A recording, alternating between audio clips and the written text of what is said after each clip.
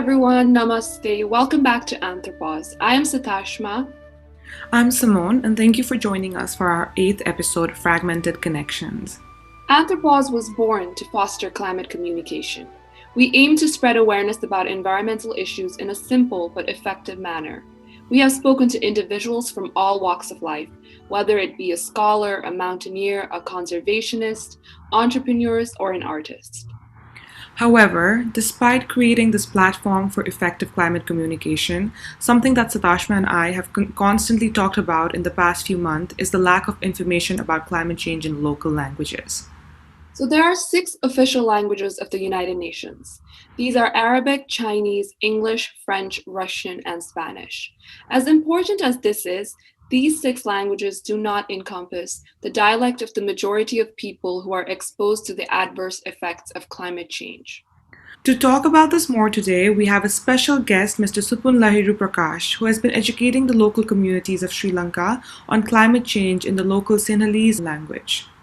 He is an environmental activist and freelance journalist. Recently, he has also been named as the United Nations Climate Change Learning Champion.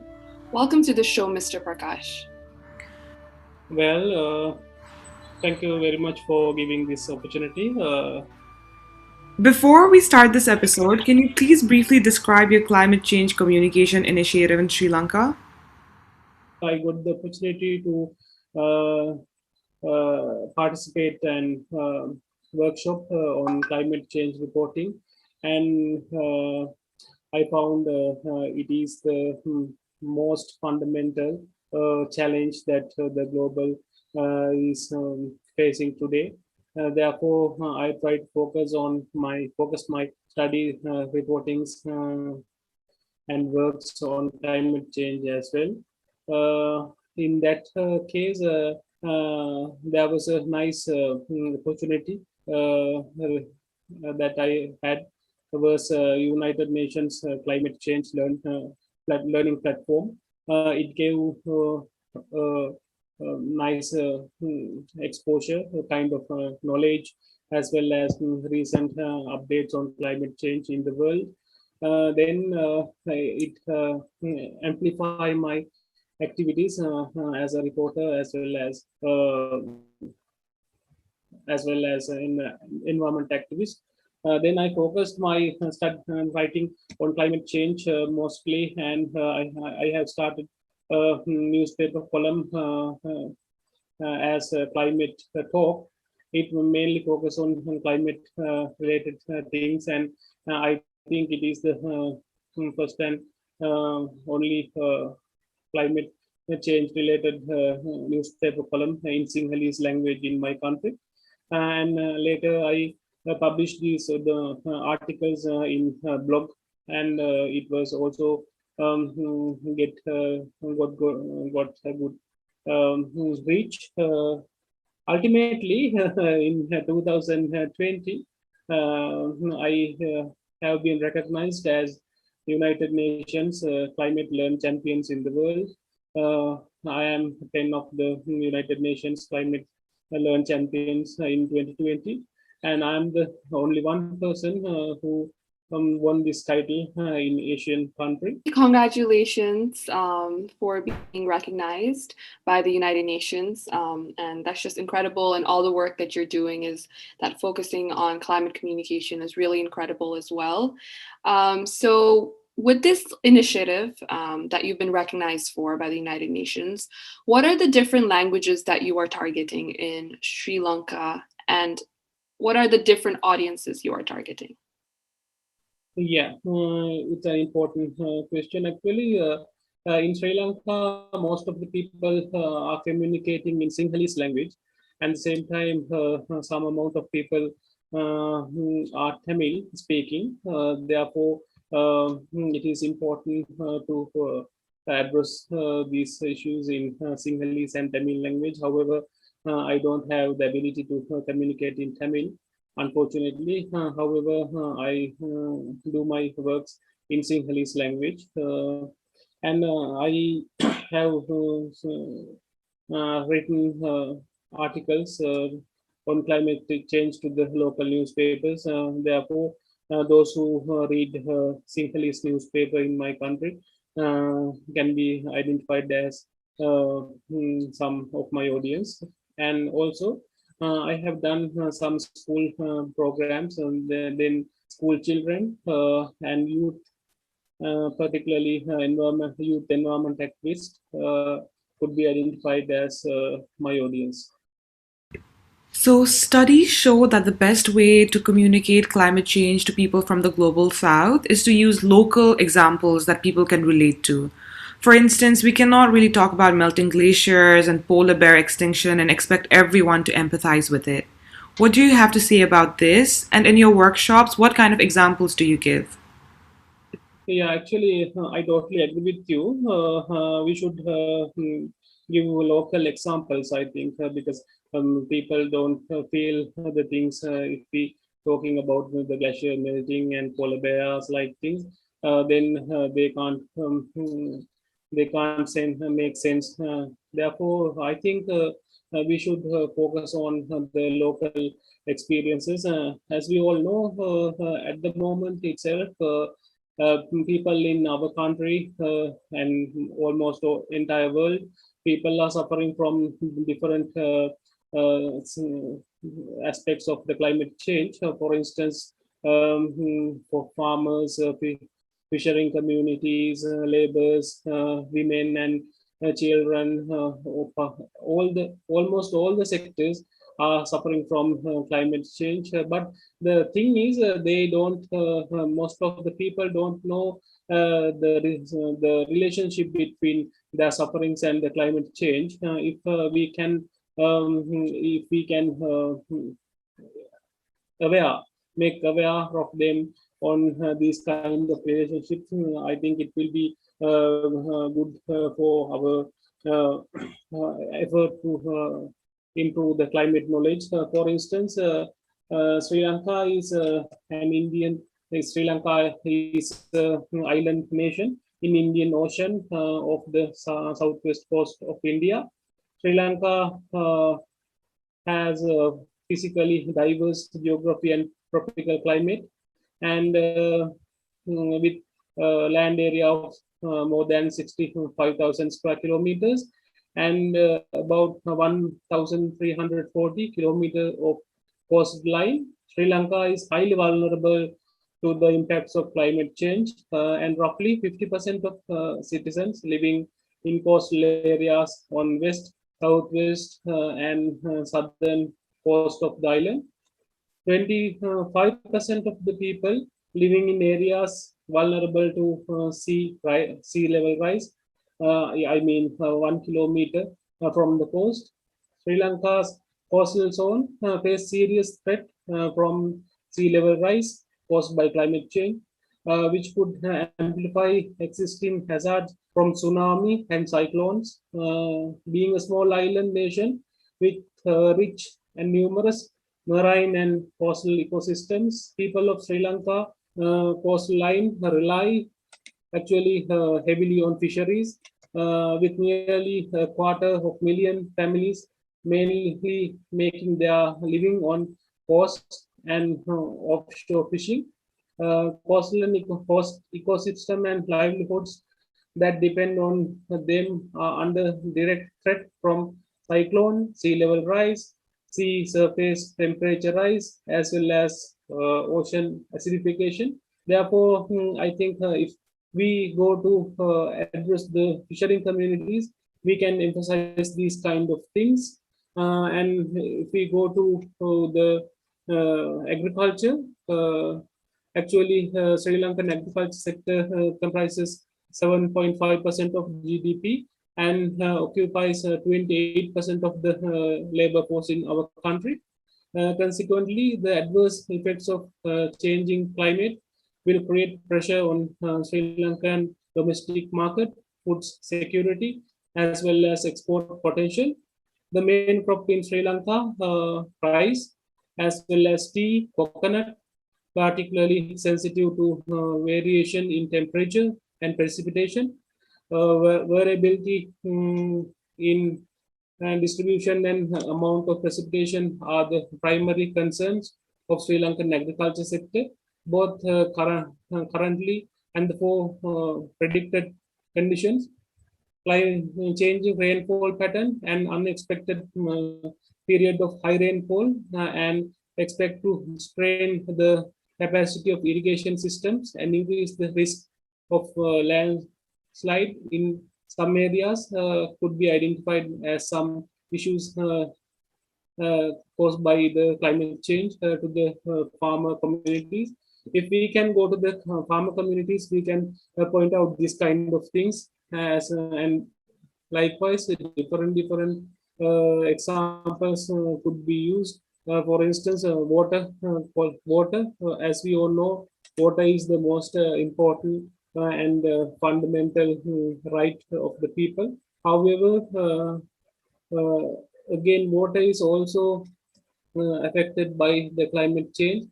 Actually, availability, distribution, and use of water for agriculture, human consumption, energy generation, and industry are all directly depend on climate conditions. Water availability is a critical concern, particularly for drinking water. Climate change threats both surface water and groundwater sources. And therefore, we can use this kind of things when we disseminate the knowledge to the general public. Then it will be easy for them to understand what's going on and what are the impacts of climate change, other than using the conventional examples, I think. Yes, we completely agree with you. It is very important to use examples that the local people will be aware of instead of using the conventional ones. So, moving on to the next question. So, talking about climate change often includes a lot of climate jargon. Like, there are a lot of complex words being used, like global warming, mitigation, adaptation, net zero. And these are very difficult terms. So, how do you translate and explain these words in your workshops? Actually, as you told, these jargons are very technical, and the people can't actually understand what is these jargons. When we translate them into our local languages, again, the same situation, the same experience there. Therefore, I think we better to explain in simple words what is the meaning of this and what is happening with this and with the examples. If we think about the adaptation and mitigation, they are the most important technical words related to the climate change actually. When it comes to the Sinhalese language, we called adaptation is Anuhuru Vima. If we tell the local people about Anuhuru Vima, then they again there was a big question mark on their faces because they can't understand the Anuhuru Vima. The same say almost same the situation in telling about adaptation and the Anuhuru Vima. But if we can say the adaptation is this kind of thing, adaptation is getting ready to the adverse impacts of climate change and how we adapted to this kind of things. For instance, if we are suffering from lack of water due to the climate change, if we can improve the reservoirs, if we can improve the rainwater harvesting methods, likewise, if we can reduce the water use and if we can save our water, these kind of things will be more effective than using the technical terms to make the people aware of. For instance, we are talking about climate change. The world is worrying about climate change, but unfortunately, when it comes to Sri Lanka, I found in some instances Sinhalese reporters are talking about weather change instead of climate change. As we all know, there's no point of talking weather change instead of climate change, and then that means they don't know the difference between climate and weather. If they don't know the difference between climate and weather, do they know about the mitigation? Do know Do they know about the adaptations? Then do they know about the intended nationally recognized contributions at all? That's the thing. And therefore, we should pay attention this kind of things when we dealing with the different communities to disseminate this climate knowledge actually. Following up with what you said right now, what do you think is the role of journalists in disseminating climate knowledge to local populations? Yeah, actually, I think journalists have a big role to play in disseminating the climate knowledge. In one side, they have to play teachers' role to improve the climate knowledge among the readers. And the same time, he should investigate things related to the government policies and decisions actually affect the climate change mitigation and adaptations. Then they want to expose these kind of things through their media works, reporting works. Then they will be useful to give the adaptation and mitigation decisions needed, and the policy changes needed. These kind of things could be lead by the journalist actually, who other than knowledge, disseminate the knowledge among the readers. So, we would really love to know what the common perception of the local people in Sri Lanka is on climate change. So, we heard about, like journalists like phrasing climate change as weather change. So, like in the world today, we have climate change believers and then there are climate change deniers too. So, what do the local Sinhalese people and just the Tamil people in Sri Lanka think of climate change? Y- Yeah, actually, most of the people in Sri Lanka they don't care of climate change that much. That's the main concern. Most of the people live in urban areas. The people speaking in English language, and mostly in urban areas like Colombo and the major cities. They know much more about the climate change. They believe that climate change is taking place. However, when we go to the rural areas, they don't know about the climate change, and they don't care actually, because they have to struggle to fulfill their basic requirements other than when talking about the climate change. That's why I think when we go to Europe or America, hundreds of thousands of people are involved in climate actions. But when it comes to the countries like ours in Sri Lanka and most of the Asian countries, very limited people are engaging in climate actions. That is the reason behind the that could be the reason behind the lack of activities. The knowledge, actually, the knowledge and the perception of the climate change should be improved. That is the only way that we can engage more people in climate action, and that should be the mm, that is the way to change the things in best way, I think. Talking about local people's perception, right?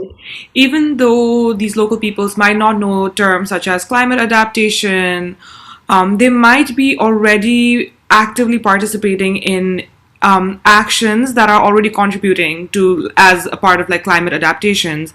There are like community-based approaches that are happening. So, do you think local knowledge and experience plays an important role in climate change adaptation? Yeah, actually, global knowledge and practices are very much useful in climate adaptation. But unfortunately, most of these kind of traditional knowledge and practices are washed off with the time. That's the most serious concern. For instance, in our country, we have had hundreds of thousands of varieties of rice in the history. They are more vulnerable to the more they are more resistant actually. They are more resistant to the rainfall and drought conditions, as well as salinity, that kind of things. But with the time, we throw this kind of traditional varieties, and got the high yielding varieties. So then these kind of high yielding varieties don't have that kind of strength or vigor to face the adverse impacts of climate change. That's the issue. Then the thing is, another major thing is the authorities don't acknowledge this kind of traditional knowledge and the practices that much. That is another major concern. If they care things, if they acknowledge these things, then people will try to repeatedly practice these kind of things. But I think nowadays some scientists and researchers are working on this kind of things. They try to expose the scientific background of this kind of traditional things. I think it is a good initiative. This kind of initiatives could be more could be improved, and then we can find best solutions to the climate change through this kind of research and studies actually. That is a really good answer, but I actually have a follow up to that question as well. So, especially when like scientific data is not available, do you think it, and you only can really trust like the elder community members to recall like climate trends in the past? Do you think this is something that can be used in scientific research as well? Like, I have an example as well. Like, there was a study conducted in Nepal where there weren't a lot of scientific data available. So what the researcher did was they went around and asked local farmers about their rainfall calendar that they had kept for their harvest season, and they used that data. So do you think scientists should trust local knowledges, their way of keeping data more? Would that empower local communities? Actually, it is a really interesting question. I have personal experience as well. And when we go to the local communities, the elderly people, they say the rainfall pattern was this kind in the past, and it has changed with the time. Now we are suffering from this kind of things, but earlier there was no sufferings that like that. And when we go to the coastal areas, people engaged in fisheries, they say there's no difficulties in the sea at all. Therefore, the knowledge and experience of the elderly people in the particular communities would be useful in disseminating the climate knowledge, because some instances, as we all know, if the people tell them these kind of things more technically, they can't understand. But if the people living in the same community can share this experience with the others, with the young peoples, that then it will be more effective in disseminating the knowledge. Then the only thing that the technical people can do is explain this kind of things in a scientific way, after mention the elderly people what happened in the past and what is happening in the now, and then what is the change. Lastly, like, when we don't recognize these traditions, do you think with time, these local knowledge, local traditions, local ways of doing things, and culture will disappear? Of course, I totally agree with you. At the moment, it is happening in Sri Lanka, and I think almost all the Asian countries, because with the conventional education system, our education system refuse this kind of traditions, cultures, and the traditional knowledge. As we all know now, the developing world are searching this kind of traditional knowledge, but the traditional knowledge where it was in our country, they are washed off because they are not acknowledged at the past, this kind of traditional knowledge disappearing with the time. Very limited instances, people try to secure this kind of traditional things, but almost all the areas, these kind of traditional practices, knowledge vanished with the time. It is a very pathetic situation. How do you or how should communication be crafted for different audiences? Yeah, as we already know, climate knowledge is mostly generated in English. For instance, almost all the reports, for instance, IPCC reports, and almost all the technical documents are generated in English language. But the thing is, when it comes to the countries like ours, our English proficiency is very low.